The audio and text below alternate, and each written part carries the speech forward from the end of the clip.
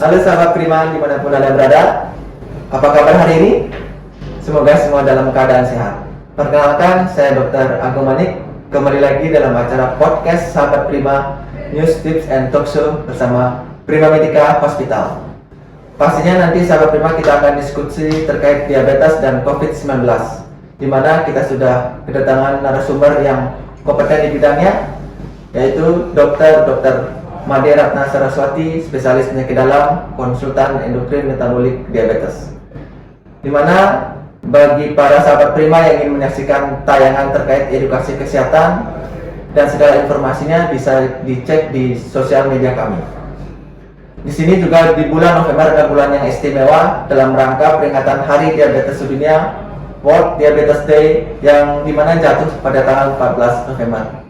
Nah, kita langsung sapa narasumber pada podcast hari ini. Selamat pagi Dr. Ratna. Halo, selamat pagi Dr. Mani, apa kabar? Saya baik-baik saja, semoga semua dalam keadaan sehat. Salam juga untuk sahabat Prima, salam sehat ya. Senang sekali saya bisa bersama Dr. Mani hari ini dalam podcast Rumah Sakit Prima Medica. Di sini podcast dalam bulan November ini bagaimana dalam kaitannya dengan diabetes dan COVID-19 ini dalam peringatan pada bulan November ini, Dok? Ya, sahabat Prima semua dan Dr. Mani, betul sekali ya. Bulan ini adalah bulan yang istimewa karena kita merayakan World Diabetes Day pada tanggal 14 November. Hari Diabetes Dunia atau World Diabetes Day ini, Dr. Mani, dicanangkan tahun 1991 oleh International Diabetes Federation atau IDF bersama dengan World Health Organization atau WHO sebagai respon keprihatinan terhadap tingginya angka diabetes dan juga masalah kesehatan yang timbul akibat dari diabetes ini. Dan mungkin sahabat Prima bertanya ya, kenapa tanggal 14 November? Jadi 14 November ini hari lahir atau hari ulang tahun dari Sir Frederick Banting. Sir Frederick Banting ini bersama dengan Charles Best itu adalah penemu insulin. Dan tahun ini juga istimewa loh Dr. Mani, karena tahun ini, tahun 2021 ini 100 tahun lahirnya insulin. Jadi ditemukannya insulin itu sudah 100 tahun sampai tahun ini. Begitu. Berarti dengan bertepatan dengan bulan November, Hari Diabetes, dan juga pandemi COVID-19 ini belum berhenti, Dok, ya? Iya, betul jadi sekali. banyak dari pertanyaan masyarakat, apalagi saya sebagai dokter jaga di rumah sakit, banyak bertanya mengenai tentang sebenarnya apakah COVID-19 itu menyebabkan diabetes? Iya, pertanyaan bagus sekali ya. COVID-19 itu bisa membuat seseorang yang tidak diabetes menjadi diabetes kan? Ya, sebenarnya kita tahu diabetes itu ada beberapa jenis. Yang paling banyak itu diabetes mellitus tipe 2. Jadi kalau kita kumpulkan 100 orang nih Dr. Mani dengan diabetes, 90 sampai 95 diantaranya itu diabetes tipe 2. Yang lain-lainnya itu ada diabetes tipe 1, diabetes pada kehamilan, atau diabetes tipe lain. Nah, yang unik ini diabetes mellitus tipe 2 ini banyak kasus itu tidak terdiagnosa. Nah, menurut Atlas IDF, 1 dari 2 orang dengan diabetes itu ternyata tidak terdiagnosa. Nah, ketika dia ada sakit yang lain, misalnya kena infeksi COVID-19, ternyata baru ketahuan. Nah, di sini juga menyebabkan mengapa seolah-olah setelah pandemi COVID-19 ini angka diabetes meningkat. Mungkin sebelumnya dia tidak terdiagnosis, lalu kemudian ketika terkena infeksi baru ketahuan. Kemungkinan yang kedua adalah virus sendiri dapat merusak sel-sel tubuh. Kalau yang dirusak adalah sel beta pankreas, maka dia dapat juga menyebabkan gangguan dari sekresi insulin. Manifestasinya adalah diabetes mellitus tipe 1. Ini teoritis demikian ya, tapi nyatanya juga jumlah angka diabetes mellitus tipe 1 tidak melonjak tinggi. Nah, kalau kita lihat ternyata ada studi juga yang menyebutkan bahwa COVID-19 virus ini dapat menyebabkan diabetes melalui teori yang saya sebutkan tadi, bahwa dia merusak sel beta pankreas yang menghasilkan insulin. Begitu Dokter Mani ya. Dalam kaitannya dari pertanyaan pertama itu, jadi apakah para pengidap diabetes itu lebih rentan terinfeksi COVID-19, dok? Nah, pertanyaan juga bagus ya. Jadi kalau seseorang dengan diabetes, apakah dia menjadi lebih mudah terinfeksi COVID-19 dibandingkan orang yang tidak dengan diabetes? Ya sebenarnya kalau kita ingin menghindari infeksi COVID-19 ini kan kita menghindari penjamunya atau pembawa dari virus ini. Jadi sepanjang kita tidak kontak dengan pembawa virus atau orang yang menderita virus ataupun penjamu alaminya, jadi yang binatang yang membawa dalam hal ini yang paling dicurigai itu kelelawar ini ya. Jadi sebenarnya kita akan terhindar. Nah, namun secara umum kita tahu ya, seseorang dengan diabetes itu teman kan lebih mudah ya terinfeksi bukan hanya virus, bakteri ataupun infeksi jamur. Itu pada orang dengan diabetes itu dia lebih rentan. Nah, bagaimana dengan infeksi COVID-19? Dari studi, dari penelitian itu terbukti memang diabetes itu merupakan salah satu faktor risiko yang menyebabkan seseorang lebih rentan untuk terkena infeksi. Tapi ada faktor-faktor lain lagi juga ya. Kalau kita lihat di sini, coba diklik lagi sekali ya, kita lihat. Nah, ini yang berisiko tinggi ini orang tua, kemudian orang-orang dengan komorbid atau ada penyakit lain ya, misalnya ada hipertensi. Nah, diabetes adalah salah satunya. Lalu ada penyakit jantung, penyakit paru, orang-orang dengan penyakit ginjal, dan orang gemuk juga loh ternyata berisiko lebih tinggi, atau orang-orang yang tinggal di nursing home yang berkumpul bersama ya, ini yang berisiko untuk lebih rentan, lebih tinggi risikonya untuk terkena infeksi COVID-19. Banyak juga di masyarakat kan bertanya-tanya, sebenarnya kalau ada pasien yang pasien yang terinfeksi COVID tanpa komorbid itu lebih baik dibandingkan yang dengan komorbid.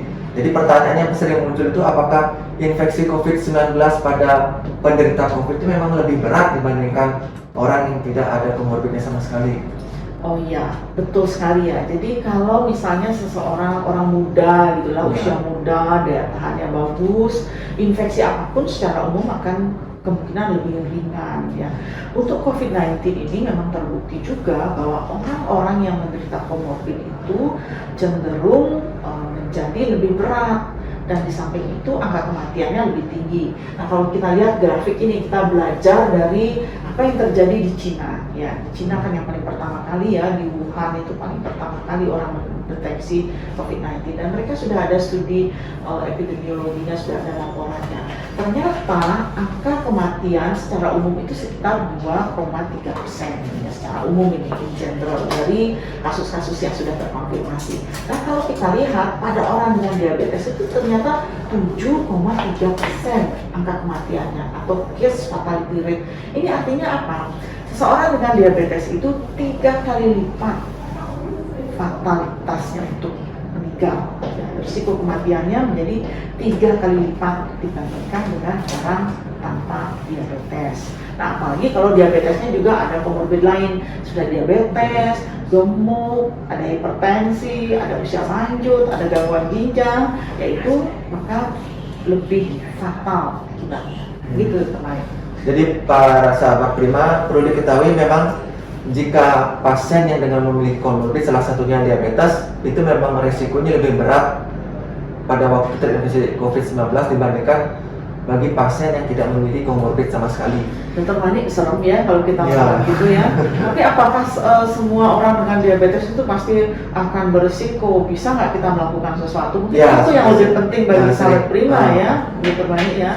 Jadi kalau sekarang ini kan mungkin seseorang dengan diabetes itu mirip kayak kita ya, tenaga kesehatan itu kan juga berisiko sekali ya untuk mengalami infeksi. Bagaimanapun kita berhadapan dengan orang yang sakit yang kita tidak pernah tahu mungkin membawa virus ya. Jadi adakah sesuatu yang bisa kita lakukan ya? Jadi tips dan trik untuk menghindari infeksi COVID-19 itu vaksinasi, dan ini pemerintah kita sudah sangat bermurah hati ya menyediakan vaksinasi bagi masyarakat dan tidak berbayar. Nah, betul sekali, itu yang penting ya. Dokter Manik juga suka yang gratis ya, saya juga suka ya. Jadi untungnya vaksinasi, kalau tidak mahal itu Dokter Manik ya. Jadi vaksinasi adalah salah satu cara untuk menghindari infeksi COVID-19. Cuma lihat kita vaksinasi itu apa sih ya? Vaksinasi ini adalah pemberian vaksin yang khusus diberikan dalam rangka menimbulkan dan meningkatkan kekebalan seseorang terhadap penyakit tertentu, dan kekebalan ini kekebalan aktif. Maksudnya kekebalan aktif itu seperti apa sih? Jadi suatu ketika nanti kalau terkena infeksi penyakit tersebut, infeksinya menjadi lebih ringan. Kemudian kemungkinan kedua juga dia tidak akan menularkan. Dan tentu bila memungkinkan tidak akan sakit. Ya harapannya kalau orang yang sudah divaksin itu kalau terinfeksi nanti tidak akan sakit. Ya. Ataupun kalau sakit, sakitnya menjadi ringan. Dan oleh karena dia ya replikasi virusnya tidak banyak, maka dia risiko menularkan kepada orang lain itu menjadi lebih rendah. Seperti itu, Dr. Manik. Jadi harapan kita sih kalau misalnya semua orang bisa divaksin, ya kecuali orang-orang yang sangat berisiko untuk divaksin, maka harapannya kita akan bisa melindungi diri, melindungi keluarga, melindungi seluruh masyarakat kita. Dan yang paling utama bebas dari pandemi ya, COVID-19. Berakhir lah ya, jadi kita bisa hidup normal kembali ya. Tanpa masker, supaya raut wajah kita bisa terlihat seperti dulu lagi. Ya sahabat Prima, itu penjelasan dari Dr. Ratna mengenai tentang kaitannya diabetes dengan COVID-19. Mungkin satu lagi ya Dr. Manik, seandainya pun seorang sesudah vaksin itu tadi kan Dr. Manik bilang boleh nggak pakai masker ya. Meskipun sudah vaksin itu sebenarnya kita tidak 100% bebas ya. Mungkin satu lagi yang sering orang tanyakan juga, orang diabetes itu boleh divaksin nggak? Jadi kan dia berisiko nih ya, berisiko untuk sakit, tapi di satu sisi juga khawatir gitu loh Dr. Manik. Mungkin kita bisa lihat ya, kalau seseorang dengan diabetes itu boleh nggak? Kalau teman-teman mau kunjungi kanal YouTube saya, itu saya berikan penjelasan tentang vaksinasi bagi penyandang COVID-19. Silahkan masuk di kanal YouTube Ratna Saraswati. Nanti kita bisa share bersama ya. Gimana sih vaksinasi itu, terus orang dengan diabetes itu boleh nggak divaksin? Coba dilihat sekali lagi, diklik sedikit tentang kalau seseorang dengan diabetes itu akan divaksin. Slide berikutnya ada penjelasan sedikit ya. Jadi penyandang diabetes itu dapat divaksin sepanjang tidak ada komplikasi akut. Ya, komplikasi akut itu seperti apa ya? Misalnya sedang kadar gula darahnya sangat tinggi atau sedang ada infeksi yang lain yang berat. Jadi kita tidak boleh berikan. Dan biasanya ketika di screening sebelum vaksinasi itu akan ditanyakan, apakah Anda menderita penyakit diabetes mellitus? Bila jawabannya iya, nanti akan ditanya lagi, sudah minum obat belum? Kalau sudah minum obat dan gula darahnya cukup bagus, maka ini bisa divaksin. Nah, orang dengan diabetes seringkali juga disertai dengan tekanan darah tinggi. Kalau memang ada tekanan darah tinggi, itu dipastikan tekanan darah tidak lebih dari 160/100 seperti itu. Nah, kalau sudah demikian biasanya aman untuk divaksin. Jadi sahabat Prima, seandainya Anda dengan diabetes, jangan takut ya untuk divaksin. Vaksin itu aman dan akan menjaga sahabat dari risiko untuk terkena infeksi COVID-19. Begitulah sahabat Prima, jadi para sahabat Prima yang mengidap atau menderita diabetes, jadi jangan ragu untuk vaksinasi, karena selagi sebelum ada komplikasi akut dalam diabetes, jadi vaksinasi aman untuk bagi para penderita diabetes. Dokter Manik, kadang-kadang kan sahabat juga suka bertanya ya, dok saya udah divaksin, jadi boleh dong nggak pakai masker? Tapi kita tetap mengharuskan. Ya, prokes itu memang paling utama. Iya, ada 5 tuh yang harus kita terapkan. Jangan lupa para sahabat Prima untuk menerapkan 5M dalam prokes kita, yaitu memakai masker, mencuci tangan pakai sabun dan air mengalir, menjaga jarak, menjauhi kerumunan, dan yang terakhir membatasi mobilisasi dan interaksi pada masyarakat. Ya, seperti kita sekarang ini ya, meskipun kita sama-sama sudah divaksin, sudah 3 kali loh sahabat, tetap aja kita harus menjaga prokes utama. Masker. Ya sahabat Prima, di sini yang paling penting dalam masa pandemi ini, banyak masyarakat bertanya gimana tips and trik mengendalikan gula darah di masa pandemi ini. Bagaimana kita untuk masalah mengendalikan gula darah di masa pandemi, kan banyak yang masih takut datang untuk rumah sakit masalah kontrol maupun dan sebagainya. Iya, betul sekali ya sahabat Prima mungkin juga mengalami kekhawatiran untuk datang ke rumah sakit. Sekarang ini di Rumah Sakit Prima Medica sudah ada layanan telemedicine kan. Jadi kalau khawatir ke rumah sakit sebenarnya bisa berkomunikasi dengan dokter lewat layanan telemedicine. Itu satu. Nah, kemudian secara umum ini untuk sahabat Prima yang menderita diabetes, 4 pilar penata laksanaan diabetes itu tetap harus diingat. Pilar pertama adalah edukasi. Nah, edukasi ini tentu kita meningkatkan pemahaman kita tentang diabetesnya dan tentang komplikasi, tentang obat-obat. Ya, ini bisa didapat dari berbagai media, termasuk juga itu tadi yang saya perkenalkan, saya buat juga kanal YouTube ya, silakan dikunjungi. Dan saya kira juga kanal YouTube dari Rumah Sakit Prima Medica juga banyak informasi ya, informasi kesehatan secara umum. Kemudian yang kedua adalah terapi nutrisi medis atau menjalankan diet yang menepati 3J, jadwal, jenis, dan jumlah makanan. Kadang-kadang kita salah kaprah loh Dokter Mani. Jadi ini supaya imunitas bagus, makan yang banyak gitu ya. Berarti harus makan yang banyak, tapi makan yang sehat, sesuai dengan jenis yang sehat, jumlah yang benar, sesuai dengan kebutuhan kalori, dan menepati jadwal. Kemudian yang ketiga, jangan lupa olahraga, exercise ya. Kita tuh sering banyak alasan loh Dokter Mani ya. Misalnya, aduh nggak berani keluar ke lapangan ya karena COVID-19, nggak boleh ke lapangan gitu. Olahraganya di rumah atau di sekitar rumah ya. Kemudian yang terakhir adalah jangan lupa minum obat secara teratur.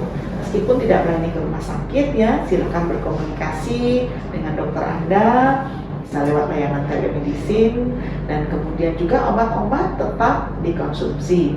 Dan kemudian jangan lupa monitor gula darah. Jadi itu hal-hal yang harus dijalani oleh sahabat Prima yang menderita diabetes supaya kadar gula darahnya terkendali. Terima kasih Dr. Ratna atas penjelasan pada podcast hari ini yang terkait diabetes dan COVID-19, di mana pada materi ini sangat menarik dan sangat berguna bagi masyarakat. Dan pada sahabat Prima yang ingin menyaksikan tayangan ini bisa disaksikan di media sosial kami, dan jangan lupa subscribe YouTube kami di Prima Medica Hospital dan media sosial lainnya yang kami miliki. Terima kasih sahabat Prima, salam sehat.